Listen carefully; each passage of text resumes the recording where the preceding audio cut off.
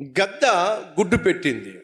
ఆ గుడ్డు కాస్త కోడి గుడ్ల మధ్య ఉన్న గద్ద గుడ్డును ఒక కోడి పొదిగింది.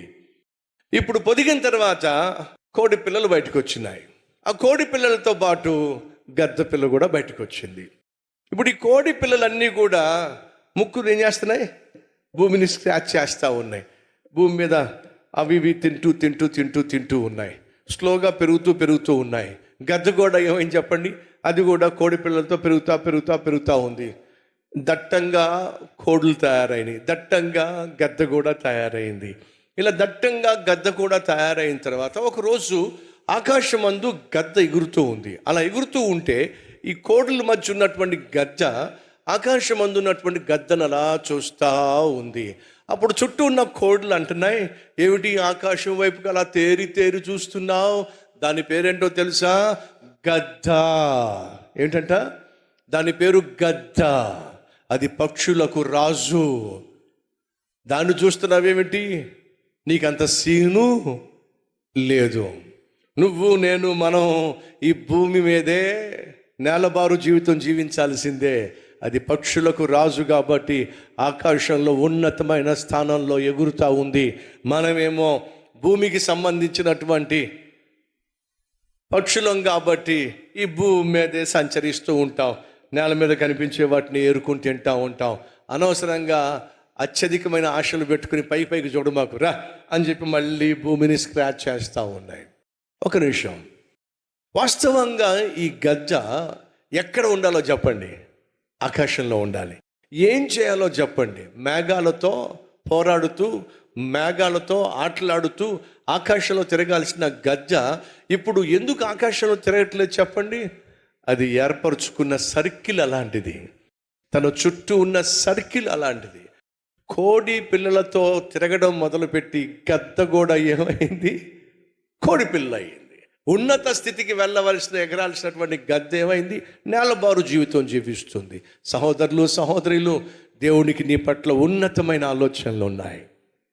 నిన్ను ఉన్నతమైన స్థితికి తీసుకువెళ్ళాలి. నీ చదువులో, నీ ఉద్యోగంలో, నువ్వు చేసే సేవలో, నీ యొక్క వ్యక్తిత్వంలో దేవుడు నిన్ను బహుగా దీవించాలి అని ఆశపడుతున్నాడు.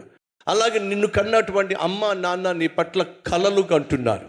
నువ్వు ప్రయోజకుడు కావాలి, పైకి రావాలి, 10 మందికి మేలు చేయాలి, 10 మందికి ఆదర్శంగా ఉండాలి, 10 మందికి ఆశీర్వాదంగా ఉండాలి. అమ్మ నాన్న కలలు కంటున్నారు. నువ్వేమో నేలబారు జీవితం జీవిస్తున్నావు. పనికి మాలిన సర్కిల్లో ఉన్నావు. చదువు సంధ్య లేని సర్కిల్లో నువ్వు ఉన్నావు. బరువు బాధ్యతలు లేనటువంటి బికారోళ్ళ మధ్య నువ్వు తిరుగుతున్నావు. ఫలితంగా వారిలో నువ్వు ఒక్కడిగా తయారవుతున్నావు. ఒకసారి ఆలోచించు. దేవుడు నీ పట్ల కలిగి ఉన్న ఆలోచనలు ఉన్నతమైనవి. దేవునికి నీ పట్ల కలిగి ఉన్న ఆలోచనలు శ్రేష్టమైనవి. దేవుడు నిన్ను యోసేపు వలె హెచ్చించాలని ఆశపడుతున్నాడు, దావీదు వలె దీవించాలని ఆశపడుతున్నాడు. నువ్వేమో నేలబారు జీవితం జీవిస్తున్నావు. పనికి మాలిన వాళ్ళతో తిరుగుతున్నావు, పనికి మాలిన వాళ్ళతో తాగుతున్నావు, పనికి మాలిన వాళ్ళతో తందనాలాడుతున్నావు, పబ్బులకు వెళ్తున్నావు, పార్టీలకు వెళ్తున్నావు, క్లబ్బులకు వెళ్తున్నావు, నీ శరీరాన్ని, జీవితాన్ని నాశనం చేసుకుంటున్నావు, నేలబారు జీవితం జీవిస్తున్నావు. కాబట్టే కన్న అమ్మకు నాన్నకు సంతోషాన్ని ఇవ్వలేకపోతున్నావు. నిన్ను సృష్టించిన దేవుణ్ణి కూడా నువ్వు ఏడిపించేస్తున్నావు. లే, ఆ చెత్త గ్యాంగ్ నుంచి బయటికి రా. పాడైపోతున్న, పతనమైపోతున్న, పాతాళానికి పోతున్న పడుచు వాళ్ళ మధ్యలోంచి నువ్వు బయటికి రా.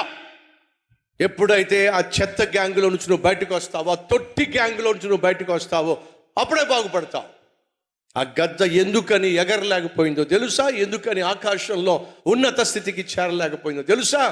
తన చుట్టూ ఉన్న కోడి పిల్లలు. ఆ కోడి పిల్లలు అంటున్నా, ఏంటి పైకి చూస్తున్నావు ఏమిటి? నీ ముఖం, నువ్వెప్పుడు అలా ఎగరాలి, నీ వల్ల ఎప్పుడు అవ్వాలి అని చెప్పి 4 మాటలు అనేసరికి తను గద్దని మర్చిపోయింది. వాటితో పాటు కిందే నేలబారు జీవితం జీవిస్తుంది. సహోదరి సహోదరులు, సొలొమోను వాళ్ళ అన్నలతో కలవల, అమ్నోనుతో కలవల, అదోనియాతో కలవల, అబ్షాలోముతో కలవల. వాళ్ళందరూ అపవిత్రంగా జీవిస్తూ నాన్న కళ్ళల్లో కన్నీళ్లు పుట్టిస్తున్నారు, నాన్నను ఏడిపించేస్తూ ఉన్నారు. అలా నాన్నను ఏడిపించేస్తున్నటువంటి అన్నలను చూసి సొలొమోను హృదయంలో రగిలిపోయాడు. కన్న తండ్రిని ఏడిపిస్తున్నారు ఈ దుర్మార్గులు. నేను మాత్రం మా నాన్నను ఏడిపించను, నేను మాత్రం మా నాన్నకు గర్వకారణంగా జీవిస్తాను. తగిన సమయంలో మా నాన్న తలెత్తుకునే విధంగా చేస్తాను.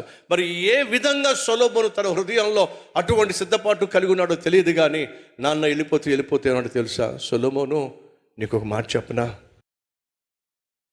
విన్నానా, నువ్వు చాలా మంచోడురా, నువ్వు చాలా మంచివాడురా, నీ మనస్సు చాలా మంచిది, నువ్వు సుబుద్ధి కలిగిన వాడివిరా.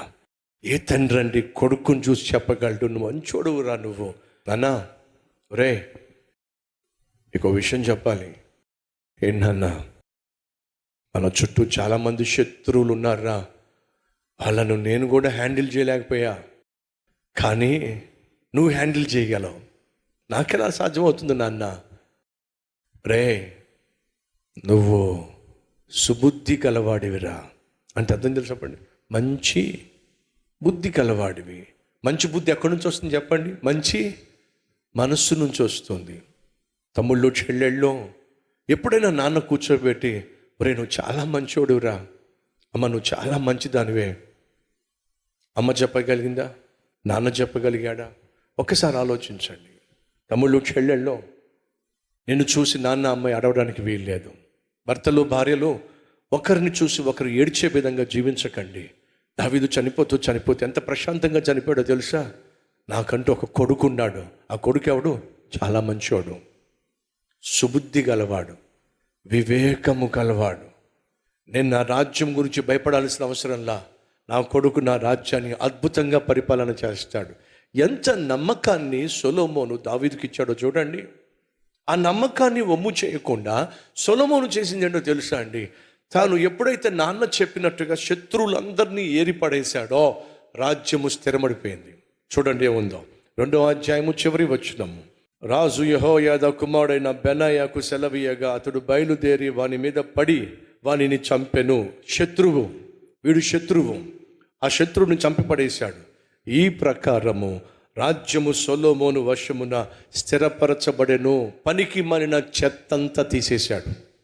సహోదరి సహోదరులు, మీకు మనశ్శాంతిని పాడు చేసే, ఆరోగ్యాన్ని పాడు చేసే, ఆర్థిక వ్యవస్థను పాడు చేసే, కుటుంబంలో మనశ్శాంతిని సమాధానాన్ని పాడు చేసే, పరిశుద్ధతను పాడు చేసే, సేవను పాడు చేసే, సాక్ష్యాన్ని పాడు చేసే మనుషులు ఉంటారో ఆ చెత్తంతటిని వేరు చేసేసే, వాళ్లకు వేరుగా ఉండో.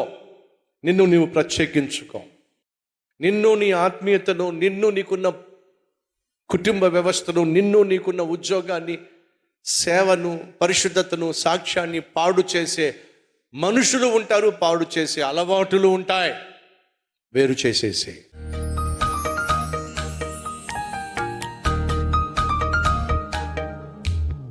మహాపరిశుద్ధుడు అయిన ప్రేమ కలిగిన తండ్రి, అద్భుతమైన సందేశం ద్వారా మాతో మాట్లాడినందుకు వందనాలు. విన్న సందేశం ఏ ఒక్కరు మర్చిపోవడానికి వీల్లేదు అయ్యా. శత్రువైన సైతాను ఎక్కడెక్కడ ఆపదలు పొంచి ఉంచాడో వాటన్నిటినీ నాశనం చేయ్యా. దుష్టుల యొక్క నాయన పన్నాగములను పటాపంచలు చేయి నాయన. సంఘ సభ్యులందరికీ, వారి కుటుంబాలకు, బిడ్డలకు క్షేమాన్ని ఇవ్వండి. మా ప్రార్థనలన్నిటికీ జవాబునివ్వండి. మా సంఘమును విస్తరింపచేయండి. సంఘమునకు, క్షేమమునకు వ్యతిరేకంగా సైతాను తలపెట్టే ప్రతి ఆలోచన లయపరచండి. ప్రయాణాల్లో తోడుగా ఉండండి. యేసు నామం పేరట వేడుకుంటున్నాం తండ్రి, ఆమేన్.